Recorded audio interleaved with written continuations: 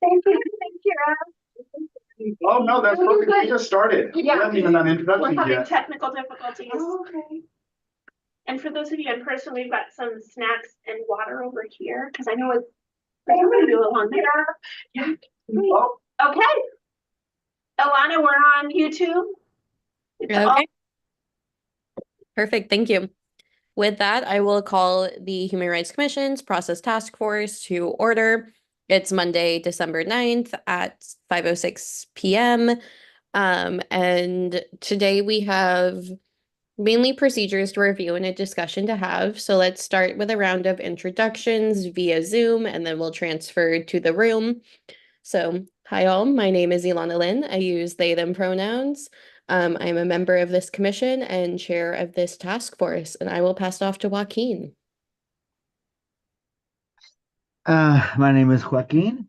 I what do I do? I chair this commission and resident of Ward 8 and member of this task force. And boy, it's been a long day. Happy to be here. Kelsey. Hello, everyone. My name is Kelsey Murray. I use she, her pronouns, and I am a member of this task force and a commissioner. And I will pass to Kira. Everybody, my name is Kira Parthi. I am a member of this commission and a member of the task force, and I use she, her pronouns. I will popcorn forward. hello, everybody. My name is Robert Marshall. I live in Ward 2. I am the vice chair of the Human Rights Commission. Hi, I'm Gretchen Bennett, staff liaison, and she, her pronouns. Thank you. Wonderful. Well, with that, do we have anyone in the room for public comment, or did we receive any? None here, none received. Okay, wonderful. With that, we'll move on to the consent calendar. Do I have a motion for approval of the agenda and minutes? Make a motion to approve the consent calendar as presented. Do I have a second? Second. Wonderful. All in favor? Aye. Thumbs up. Aye. Any opposed? Wonderful. Okay. So now, right at the end of our last meeting, we had one of those doorknob ideas. And we wanted to open up a discussion on how we know how many special meetings to schedule. This came up because in our last meeting, we discussed the Gaza resolution meetings and how they continued on longer than anticipated and how to know what framing we should do for those. So with that, I'm just going to open the floor to any ideas we have, and then we'll see where that leads us. So I was noting on the list of resolutions that I was voluntold to think I'm right about this one. So I'll just tell you what I thought about, which is that originally my instinct was to have the commission vote on it, but then I was thinking that maybe it should be at the discretion of the chair, but with the consent of the commissioner, which is my way of saying like input of the commission. Like it should be a discussion, just to get people's vibes, for lack of a better term, but that the schedule should be made by the chair. And the reason for that is because I think it allows for flexibility. So, for example, with the Gaza resolution, it wasn't that it took longer. We just had no idea how long it was going to take, and we were kind of adding meetings as they came, and it ended up being 3. In other words, it wasn't like we wanted 2 and it ended up being 3, or we wanted 1 and it ended up being 3, or we wanted 4 and ended up being 3. We just kept adding them, and for different reasons, either to prolong conversation or to incorporate other community members who wanted to participate and couldn't, or felt they couldn't in other meetings. So anyways, I say all that to say that having the commission vote about it antemano or in advance doesn't allow for maybe the flexibility we might want for that sort of thing. And so if the chair has a lot of discretion to do a lot of things, including limiting public comment and whatever, they should probably have the ability to set the pace of meetings as need be. What I would suggest, and then this will end my kind of opening thoughts about this, would be maybe having a limit on the number of total meetings we can have on a topic. So that's different from saying, this has to have 3 or that has to have 2. It's just that we can't have more than 4 or something. And the reason for that is probably twofold. One, other bodies do that.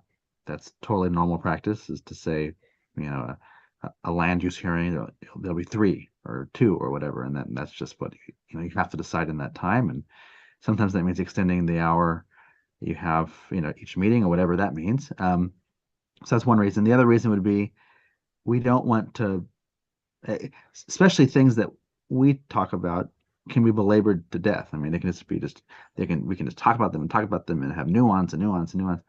And I love all of that, but we're also a advisory body and a body that makes recommendations, and so we have to arrive at that advice and those recommendations, which means we do have to tailor conversations to allow for that. So my recommendation would be maybe 3 max. That seemed to work as well enough for what the process we went to, and I can think of probably few more contentious than the one that we were handed. So those are my preliminary thoughts. Up to the discretion of the chair with the input of the commission, and 3 max. And thank you for those open-end thoughts. And so I think that opens up 2 discussions for us. Is how do we feel about it being the chair's discretion with the requirement that it's like a topic on the agenda? Gut instinct on this one. I think that sounds good. The chair would probably be the person who would have the most knowledge of how this system will be working, because they'd probably be the one who's planning it with Gretchen originally to even put it on the agenda. And I do think that we have a right to have an opinion as well, because we all bring something else to the table. Does anyone feel differently about that? Okay, so it sounds like we're in favor of it's a topic on the agenda and the chair has the discretion. Okay. Oop, Kelsey. Is that written anywhere? Or do we need to draft it? I will write it. Okay. I didn't have time to. All good. I thought about it. Look, it's been Very. a long couple weeks. I appreciate everyone just being here and being a part of the discussion. Okay, and so the second question is, should we put a limit on the number of special meetings we can have? I'd also say yes, and I also feel like 3 is a great number. And we could say 4 if we wanted to give a little leeway. I just don't think anything would go past 3 in a meaningful way. Do we have opinions? 3 allows for an appropriate amount of public comment. I think any more than that is a lot. Just me. Kelsey? I'm a little hesitant to put a limit on it. Just because you never know what topic or what's going to happen. So I would, for me, I would err on the side of not putting a limit on there, because I think we can use our discretion and be like, we talked about this for 3 meetings. I think there's no more needing to discuss. What if I have a reaction to that, Mhm. Carolyn. Twofold. One, Kelsey, you may recall a sense of needing to know what the commission was doing. The public expressed this many times in many ways. And I think part of the advantage of having a limit is that there's no if, whens, and buts about it. You will have an answer in 3 meetings. That being said, I understand what you're saying, and I hear that, and I'm taking that in, and I'm thinking that maybe we should allow for the commission to vote on that third meeting, if need be, to add a fourth. And so every subsequent meeting added requires a vote of the commission. Like, the chair can do 1 to 3, and that's their prerogative. And then after that, it's the commission has to vote on it. I like that. I also like that. And it also makes me realize that I should ask this question. Are we imagining that the amount of special meetings will be decided before the first meeting? Like while we are scheduling them, we will say there will be 3 of them. Or are we expecting that it would be, we have 1, then there's still more, so we have 2? What is everyone picturing? I'm picturing that we pick ahead of time. And then if we don't end up needing 3, we just cancel the third one. Yeah, but I think once we've already said, hey, we're gonna hold 3 meetings on this topic, even though we already know we're gonna do anything after meeting 1, I feel like we would have some sense of obligation or then to continue those other 2 meetings because people and then would have already saw them on the calendar. I think that, the chair has the right to extend up to 3 meetings and pass that. Because we could, say, hey, we're gonna kick this down to a special meeting and then be able to come to a consensus and everything and, make a decision based off of that first meeting, but then we've already promised 2 additional meetings. Well, then we've kind of drug out the process maybe longer than we needed to.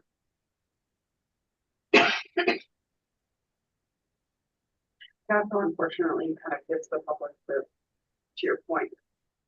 The thought process that if we announce all 3 of them, well, I can't make it to the first 2, but I can make it to the third.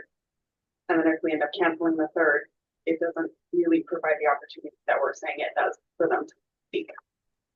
Yeah, I meant if no one registered to testify, we would cancel it. But I guess people might just show up without registering. What happened in the last experience? We had no idea going in how many people were going to be there. And in fact, people flooded in at the very top of the meeting. They weren't even there in advance. They kind of came. So I guess that leads me to say I think I'd want it to be context dependent and situational.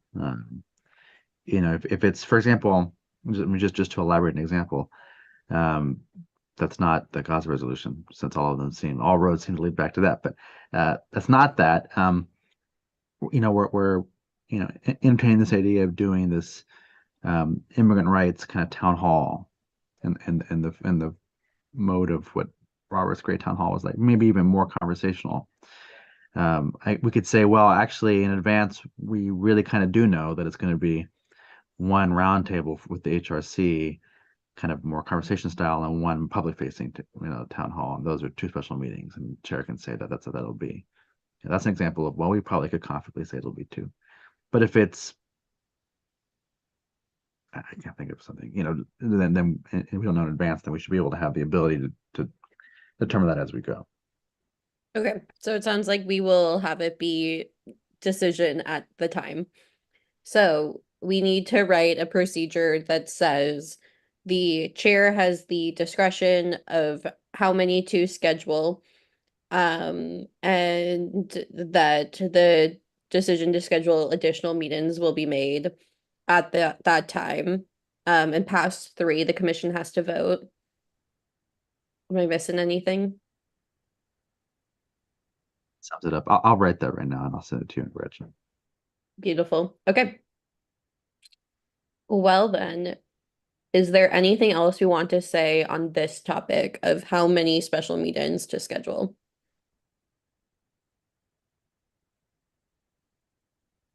Okay, great. Then I'm going to have us move on to review of draft procedures. I'm going to start off with mine on the agenda just because that's where we left off last time. And then we'll jump over to Kira's. Okay, are we all seeing my screen? Yes. Beautiful. And then let's zoom in a bit. Okay, so I took the opinions, advice, whatever, from last meeting to have it be more broad, but to ensure that member remarks are added to the top. So I revised it to say, agendas are crafted by the chair and staff. Agendas should be shared with the public and commission at least 24 hours before the meeting. Public comment and commissioner remarks should be towards the top of the agenda to ensure time for discussion. All agendas should include welcome and introductions, public comment, member remarks and announcements, consent calendar, and then topics of discussion. And then here is just the draft agenda, which I just simplified to move member remarks up to the top. And then just like generalize some of the information. And this disability and accommodations are all standard to what we always have. So just real quick on the accommodations piece, special should be removed. I'm looking at this one and it looks like these are not special accommodations, they're just accommodations that are available. Yeah, that's a new update, Alana. We got some feedback about that and dropped the term special. Got it. Okay. Then it is not exactly what is used. Yeah, thank you. Okay. Do we have any opinions on what an agenda should be or the information that I've included?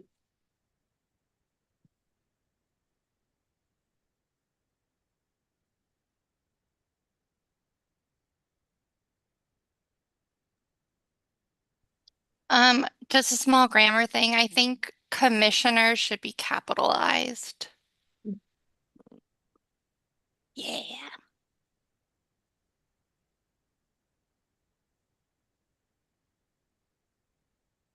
Okay. Anything else, or are we ready to move on to Kira's? Okay. Weeks ago, now I'm scared. I didn't look at it before. So this is the procedure for room setup. Don't worry, I looked at yours and I was like, ooh, I love the format of this. Very professional, very cutesy. So our first one is procedure for room setup for Human Rights Commission meetings. So the purpose, to outline the standard arrangement of the meeting room to ensure inclusivity, functionality, and professionalism while accommodating commissioners, staff, guests, and the public. No notes. Anyone else? Wonderful. Room layout, oval table. The oval table is the central feature of the room. Priority seated at the table, commissioners, staffs, and invited guests and presenters. If seats remain at the oval table after accommodating those people, members of the public may be invited to sit there. Agreed? So I would just recommend, I wouldn't state that the table is oval because, you know, for example, the meeting space that we're in currently uses a rectangular table. And so I would just not list the shape. What? Oh my brain, that was an oval. I think the one there, but no, like I'm talking about like if we were to change, you know, like meeting locations, I just wouldn't, you know, Yeah. specify the shape of the That's table. super valid. I also probably wouldn't put that there's chairs along the wall because I mean there could be a need to, you know, be at a place that might not necessarily have chairs along the wall. We might need a place that, you know, has gallery style seating. So that was just my two recommendations. I like that we're painting a picture of kind of what the space would look like, but I also don't want people to just, Yeah. well, you said we're gonna have an oval table and then we're gonna be chairs along the wall. I also really dislike the word priority seating, but if anyone else has like a different word and or idea that would say that like the commissioners and the guests are the priority at the table above members of the public. You could say reserved seating at the table. You said reserves. Mm-hmm.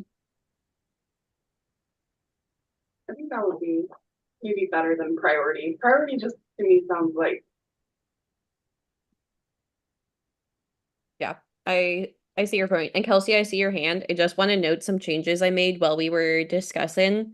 So I changed it to additional seating and then said additional chairs are placed along the walls and or spread throughout the room for overflow attendees.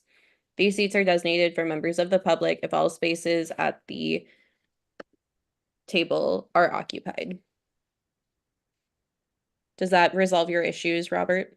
Yeah, the third bullet, oval again. first bullet, Uh-huh. I wanted you third guys to make sub-bullet. sure that you knew it's an oval table. Um, No? Kelsey? Are we going to also have like for special meetings layout? Mm, Because like for example, this didn't like our third meeting for the Gaza resolution was very different from that. so that was before my time. Could you, I think I was away actually. I would have loved to attend. So Um, yeah, so like we had a front table for all the commissioners to sit at.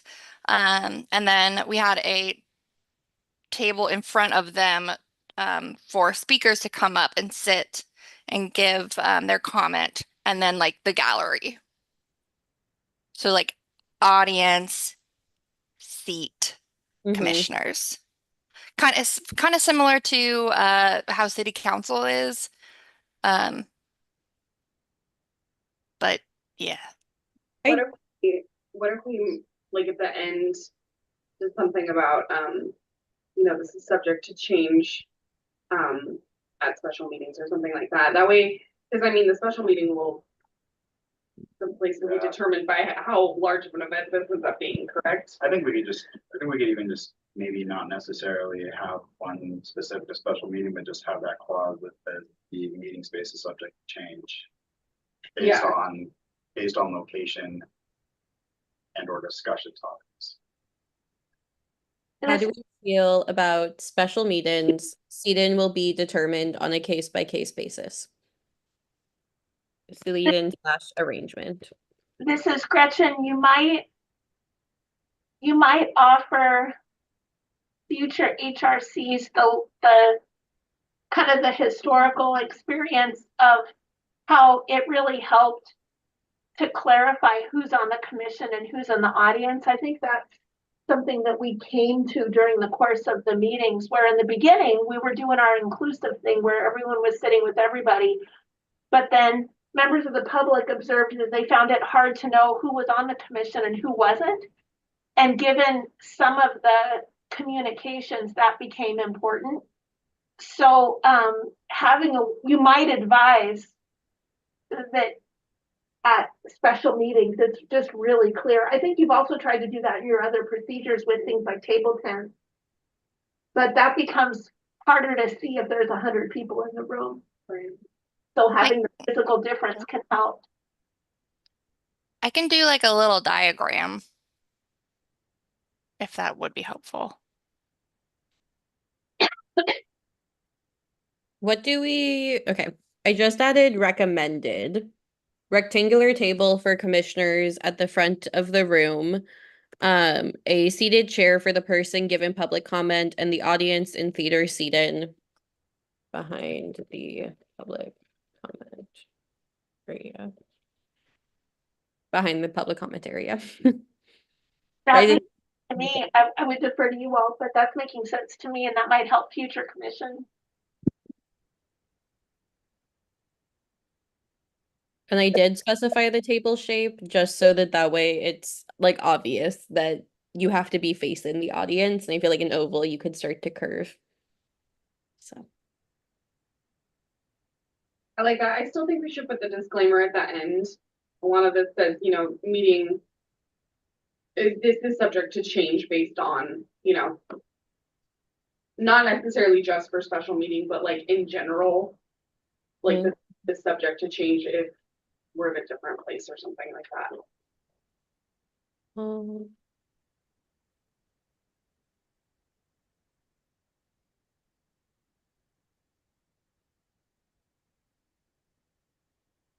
At the discretion of the commission. There you go. Great. Okay.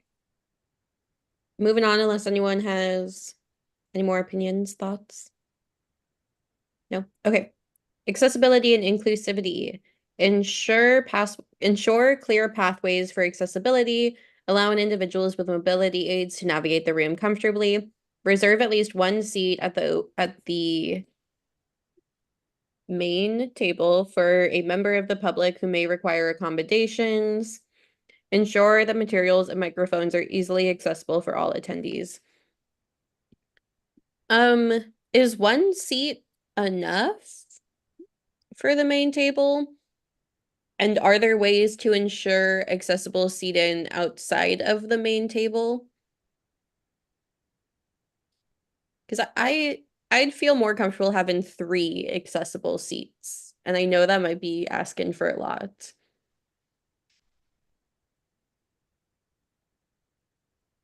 I think it maybe just depends on the space. I think you could, I mean, You can if take you, out one. if you, yeah, You could just say, reserve seating. reserve seating at the main table for members of the public who may require accommodations. Because I mean, I feel like if anyone shows up and needs that accommodation, we're going to make it. Whether it's 5 or more. Yeah. Okay, I like that. So I just said nope, okay. I just said reserve seating at the main table for members of the public who may require accommodations. Any other comments? I have a question about microphones and such. We several times have had, well, yeah, anyway, it's been had that we didn't have microphones in, for example, larger spaces like the one by the hospital, which I'm forgetting now what it's called. But for the last meeting of the Gaza process, there were no microphones, and it was really hard to even hear the commissioners. In fact, we were passing a laptop from person to person. And so I'm wondering like how reliably we can meet that expectation should it be asked of us. Sweetheart, I'm in a meeting. 1 second. I'm on the microphone. I love you. I love you. It's a 13-year-old. So does that make sense, that question? That makes sense, and it's a good question. I don't remember anticipating the need for microphones. I know the city has some cordless ones. And so it might make sense, again, in the spirit of educating future commissions about our experience, to recommend bring microphones. Like, I think that would prompt me as the staff liaison to go, oh, we should have microphones available at special meetings. That'll help us, and to go hunt them down. I don't think I know the answer to your question about reliability. We don't have any that the commission owns, so I would go hunt them down from like recreation or communications or teams that might have them that I could borrow. But yeah, I like the prompt because it would help us remember to go after them. Like, maybe I could even rent them if we don't have them, you know? Yeah, I like that idea. I think a checklist, so to speak, like if we're going to move the meeting space and everything from the typical location in which we say to the city manager, like if we're going to move the location from the civic center. Yeah. Then, kind of this is the checklist of items that we should have them on. Even if we don't need them, we just have them just in case, like an easel with a notepad. Large scale note. Portable microphones. We should check the video to make sure they check it them. Yeah, I like it. Okay, so for this, I don't think that this is a place to put a checklist, but I do like the idea of a checklist. But for the like inclusivity and accessibility section, I just said microphones should be supplied for every special meeting. Do we have other comments on this area?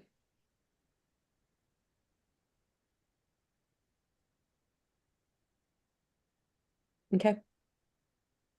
For name placards and materials. Okay. Unsure if it was officially decided on that we were going to do name placards. I think it was decided that we would. Yeah, and I had drafted up some stuff about the placards. Cool. Okay, I'll read through Kelsey's and then or I'll read through Kira's, and then Kelsey, if you can just let us know if anything is contradicted in yours. Okay, name placards. Place name placards for commissioners, staff, and invited guests at their designated seats public attendees are not assigned name placards, but may introduce themselves when speaking as appropriate. Are we going to have placards for invited guests? Okay, I vote no. so just commissioners and staff. Oh, I have a question, Kelsey. What about though, if people, I remember a couple of meetings ago, people were unsure, how can we help the public understand why someone's getting to talk more than someone else if they're not on the commission? And if you've invited like a subject matter expert, would it help for them to have like a different kind of placard just to help communicate that extra time they're getting? I think it's helpful. I think it's also helpful for two members of the commission and maybe just terrible with names to be able to glance across. Like I can hear somebody, like it takes a while for me to catch on to names. And so we could have a guest and then I would not remember their name 10 minutes into the meeting and then feel terrible if I were having to try to address them by name again. And so I think having a placard, even if it's just their name and title or, you know, like name, title, and organization. They also make these little whiteboard type ones that are like the dry erase ones. And I'm not sure if, you know, it's feasible in the city's budget, or other people might just have like one or two laying around that you can really just write the name with an expo marker. So it's reusable, but you know, they're a web for big action. I completely agree with Michael. Names are hard. Yeah, Oh, I think it's a clever. joke, yeah. Haha. I had a question. Sorry, Robert. I came at your expense. I apologize. I had a question about introducing yourself as a guest. I don't know if it's like required, but I know at city council it is. So is that a city rule? Or is that a council rule that you're required to introduce yourself? Because it says may as appropriate. So I'll have to, when I do the legal review of this, I'll have to double check. That's a good question.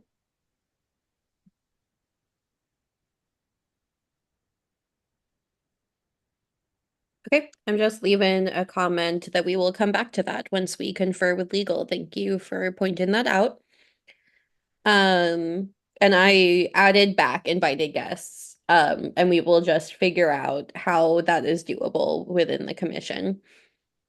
Okay, meeting materials, staff will have agendas, handouts, and other materials available upon request before the meeting begins. Is that doable, Gretchen? Is that what you already do? Yeah. Wonderful. During the meeting, the chair or staff liaison may direct public attendees to available seats at the table if they become vacant during the meeting.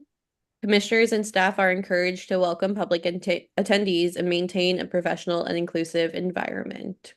Beautiful fit.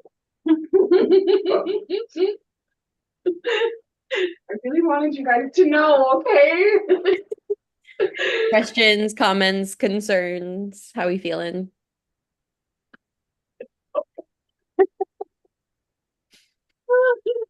Sorry, there's more table jokes going on there. That's okay. I'm going to move on, but if something comes up, let me know. Effective date. This procedure will take effect immediately upon the approval of the Human Rights Commission. This procedure will be reviewed annually and updated. Should we say annually? Is that realistic? And updated as necessary to meet the needs of the commission and the community.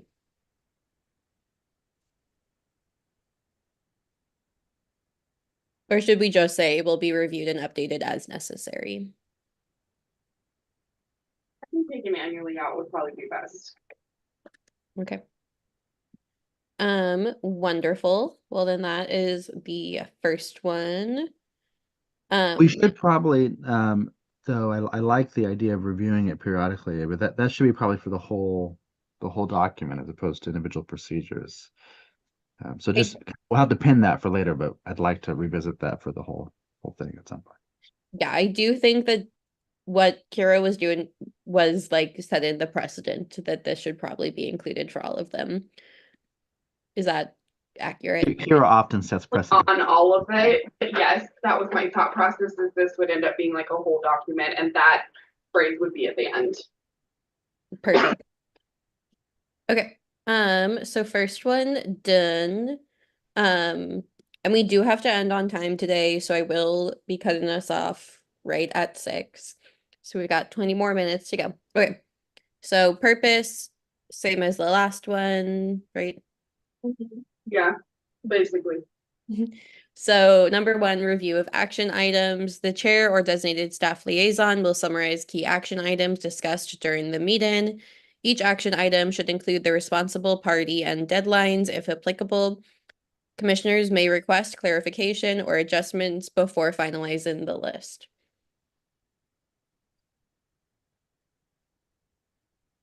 Yes. Okay. I'm just gonna keep going and just like raise a hand or indicate if you want me to stop. Open floor for final comments. The chair will open the floor to commissioners for any brief final remarks or acknowledgements. Comments should be limited to 1 to 2 minutes per person to ensure timeliness. This is also an opportunity for commissioners to express gratitude or share relevant updates not previously discussed. Do we want to say should be limited to 1 to 2 minutes or just say brief comments? Just brief. I don't think we actually need to put a time limit on it unless you guys want that. I probably wrote this after a meeting that needed a time limit. I'm Not sorry. one that I was in, right, Kira? No, I don't think so. Yeah. I also wonder, would this be a conclusion procedure if we're moving Yeah, commissioner Yeah, comments? this is final comments. Oh, okay, so there's a member's remarks at the beginning and then. Mhm. Okay. Okay. Adjournment. The chair will call for a motion to adjourn the meeting. A commissioner must formally move to adjourn, and another must second the motion. The chair will then call for a vote or declare the meeting adjourned. Once adjourned, the meeting is officially closed. No further business may be conducted. I might just not be remembering the end of meetings because they're so late. But do we vote to end meetings currently? We don't, but I suspect It's a Robert's rule, so you don't have to if it's indicated in your bylaws that you can do otherwise. But if we're following the most recent Robert's rules, yes, you should unfortunately request to adjourn. But we could reword it or rewrite it to say that the chair can adjourn without. I mean, but it would need to be in bylaws or policy that allows us to do that. I see. We need to go against what Robert's rules is saying.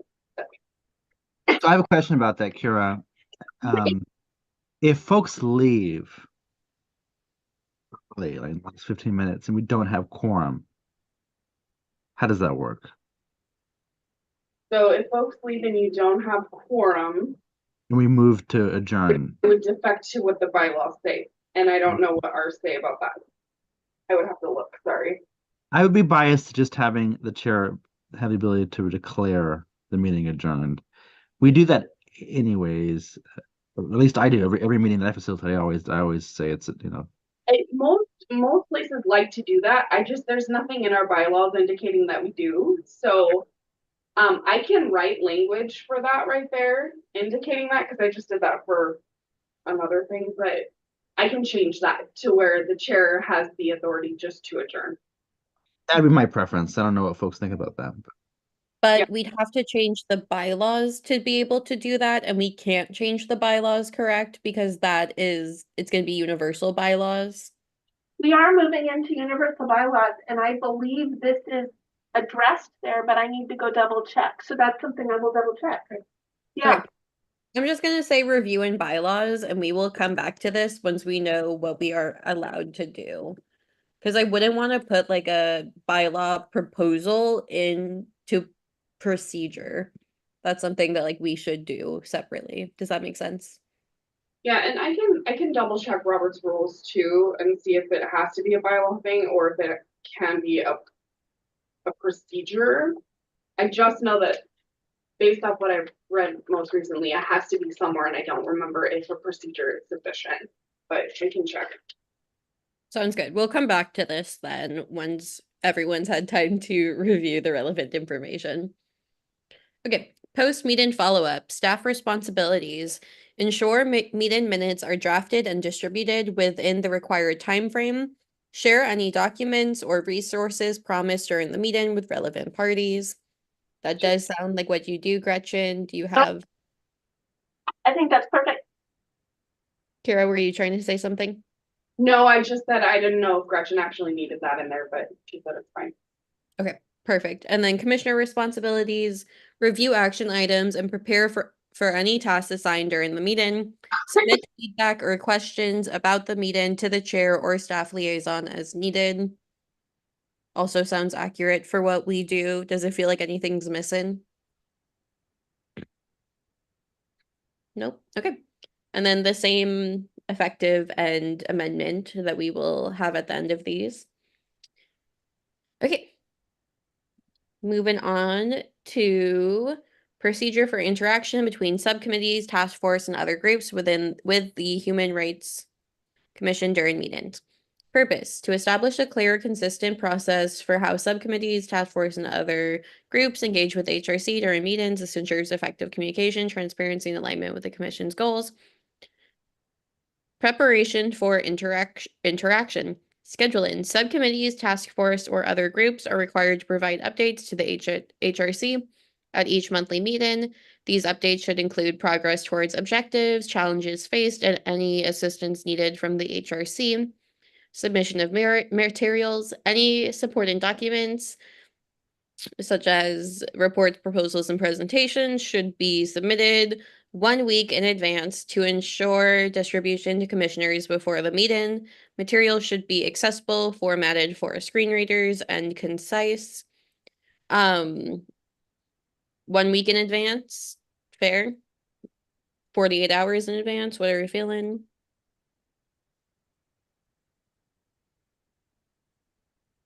I'd like 1 week to be in rules, but I don't know if it would be followed.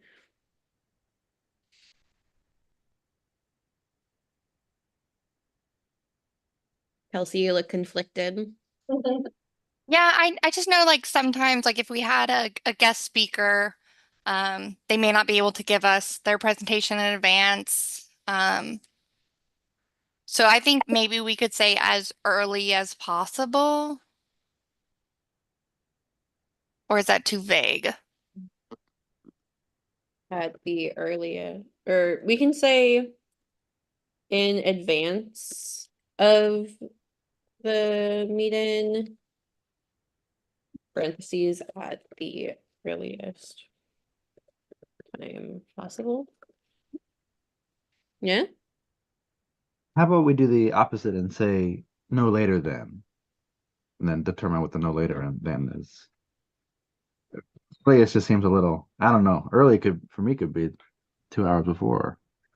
that's true. Okay, no later than 24 hours before the meeting.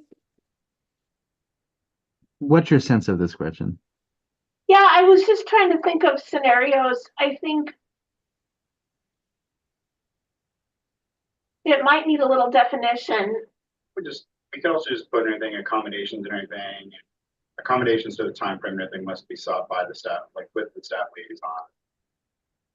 Because like if like you're working on something, say it's not going to be presented, somebody should at least give Gretchen the heads up that, hey, like it is going to be, Yeah, you know, like it is going to arrive, but it's probably not going to arrive until, 45 minutes before the meeting starts. But then we're communicating that ahead of time so Gretchen knows to look for it. yeah, However it's being. yeah, I think I did that with one time on something. I Sure. sent you a heads up. It was like, hey, just let you know, like, yeah. did you have this ready? Mhm. And actually, that also I'm thinking of accommodations, the language you used, Robert. It's 3 days in advance for language interpretation and things like that, right, Gretchen? I think we do say 48 hours, but we love it as soon as possible, so that we're scrambling. I'm just thinking of like other timeframes that Yeah, folks enforce, because I also want time for the commissioners to review. yeah, And I can't expect commissioners to review something if it's 24 hours in advance. right. And we have generally aimed to get your packet out 1 week before a Yeah. meeting. And ideally, everything's in that packet. But there are times when the document isn't ready. You have on occasion included follow-up emails with more content, but that's a rarity. Well, I think that folks crazy too. I think that can be a little overwhelming. Oh, here's another email from Gretchen and another email from Gretchen. So Right. I could see it being helpful to have some guidance around how you want to operate here. And then maybe make those the exception. Okay. Kelsey, I see your hand. Actually, go ahead. Just for consistency's sake, are we referring to staff as staff or staff liaison? Because in some of the documents it says staff liaison, some it says staff. I don't have a preference either way.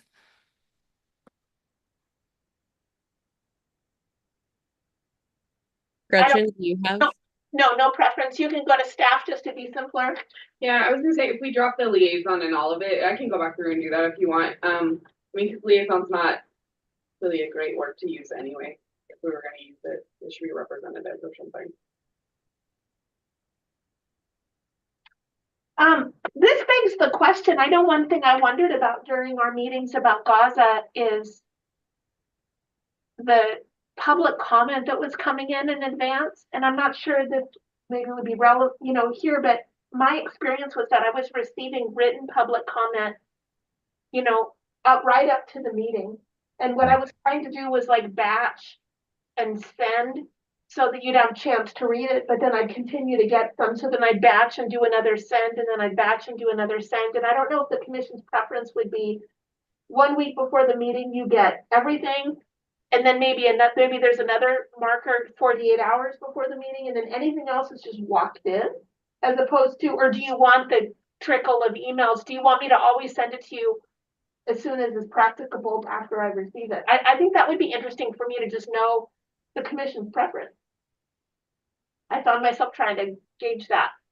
It's probably most commonly relevant at a special meeting and not a regular meeting. Not that I solely speak for the commission, but my preference would be to just send them in the batches so that way, like, because if you send 248 hours before the meeting, I'm not gonna be able to read any, like, more than a couple. But anyone else have opinions on this? I think I had to throw it back to Gretchen about what her preference is like mechanically. Is it easier for her to store, one every hour for 24 hours, then you have 24, or do you just prefer to send them as you get them? I also know that council has like received before the deadline, received at 5 p.m. a day of, received at, they have different benchmarks for reporting documentation as well that might be different. But honestly, Gretchen, it's up to you. I mean, whatever your capacity is, I don't want to hold you to something that you can't. Well, thank you. I think I'd want to know what the commission appreciates, and I could follow the council benchmarks for consistency. That's not a bad idea. Yeah. Maybe this is also a question for the larger commission. Yeah. So I think that that's a discussion to continue. Okay, so I've updated the language to say a week before the meeting unless previously communicated to the staff. To staff. Do we think that that is fair to set the standard we wanted a week before unless you've communicated to Gretchen that you can't do that?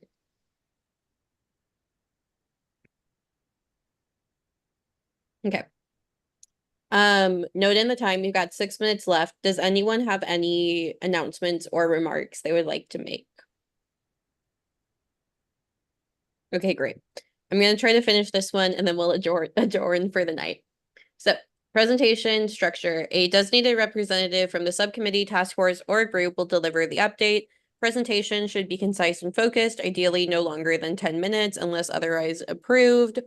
Include key points such as objectives of the task force or subcommittee, progress, updates, or findings, specific recommendations or action items requiring HRC input. Engagement with the HRC after the presentation, commissioners will have an opportunity to ask questions, provide feedback, and discuss next steps. The chair will moderate the discussion to maintain order and ensure time management. I feel fine with this one saying no longer than 10 minutes because I think that's fair, given the number of subcommittees and such that we have. Does anyone else have feelings, opinions, questions?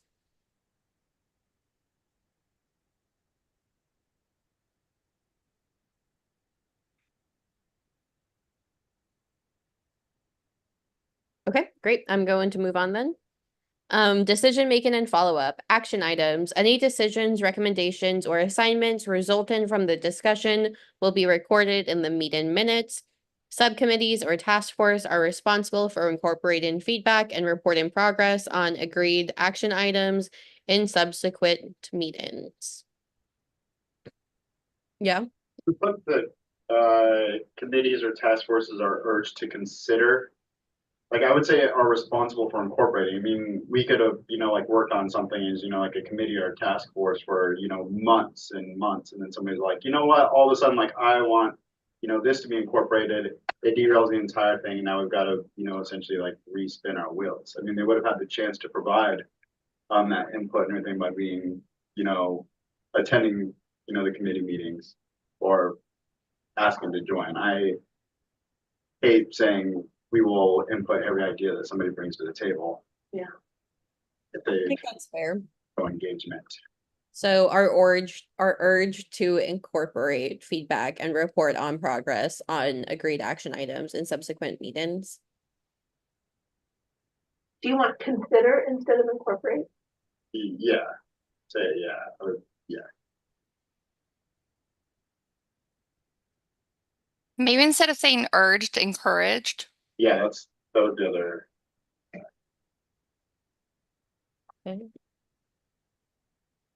Okay.